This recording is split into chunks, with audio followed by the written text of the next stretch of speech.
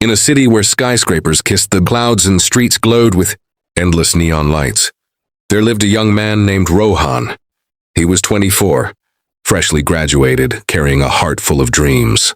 But like most people his age, all his dreams ran in one direction: money. Rohan believed that money was the key to everything: happiness, respect, freedom. And so he worked tirelessly, 2 jobs, side hustles, overtime, sleepless nights. His pockets filled with cash, but his soul carried exhaustion. Still, he kept whispering to himself, "This is the price of success." One evening, after another draining shift, Rohan sat in a dim cafe, staring blankly at his untouched coffee. At the next table sat an elderly man, his silver hair gleaming softly under the light. He wore simple clothes, but there was something about him, an aura of peace, as if time itself had slowed down for him. Rohan couldn't help but wonder, why does he look so calm? While I feel like I'm drowning? Gathering courage, he leaned forward. "Sir," he asked softly, "you look different. Everyone here is rushing, but you sit so peacefully. May I ask, what do you do?" The old man placed his teacup down and smiled. "I make money work for me." Rohan frowned. "What does that even mean?" "Everyone I know works hard to earn money. How can money work for you?" The old man leaned back, eyes sharp yet gentle. That is the curse of your generation. You chase money as if it were a butterfly, always running, always panting. But butterflies come to those who wait still, prepared and patient." Rohan's curiosity burned brighter. "Then how do I learn this? How do I stop chasing?" The old man extended his hand. "My name is Mr. Kabir. If you're serious, come see me tomorrow morning at my home. Bring nothing but your questions."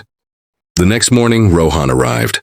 Mr. Kabir's home wasn't grand or flashy. No golden gates, no luxury cars. Just a modest house, surrounded by a garden alive with fruit trees and vegetables swaying in the sunlight.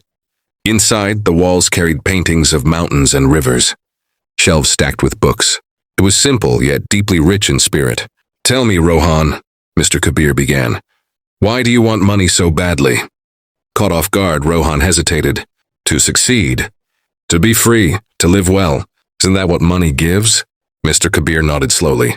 "Yes, money can give these things, but not when you chase it blindly." "Do you know what happens when you chase money?" Rohan shook his head. "You lose yourself. You trade your health, your peace, your relationships, and when you finally hold it, you have no energy left to enjoy it. Chasing money is like drinking salt water. The more you drink, the thirstier you become." The words pierced Rohan's heart. Mr. Kabir walked him into the garden. "Look at these trees," he said, pointing at the rows of fruits. "I don't chase fruits every day. I planted seeds, nurtured them, and now the fruits come to me. Money works the same way. Don't run after it. Plant seeds, skills, knowledge, investments, value. Then money will find you again and again, like these fruits." Rohan whispered, "So you're saying, instead of working harder, I should work smarter?" "Smarter, yes. But also with patience," Kabir replied. "Too many chase quick money, forgetting that real wealth grows quietly, like trees." He handed Rohan a notebook. "Write this down. Money is a servant, not a master. When money controls you, fear and greed make your decisions. But when you control money, it becomes a tool for freedom, creativity, and service." Rohan thought of his debts, his credit cards, his expensive dinners just to impress others.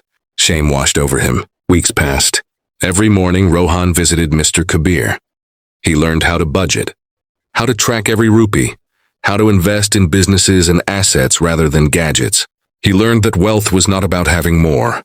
It was about needing less. But the greatest lesson he learned was this: true wealth is not money itself. It is purpose. Months later, Rohan faced a life-changing choice. His boss offered him a promotion, double the salary, but at the cost of his health, time, and peace. The old Rohan would have grabbed it instantly. The new Rohan paused. "Will this make money work for me? Or will I be working harder for money?" He declined politely. Instead, he launched a small online project under Kabir's mentorship.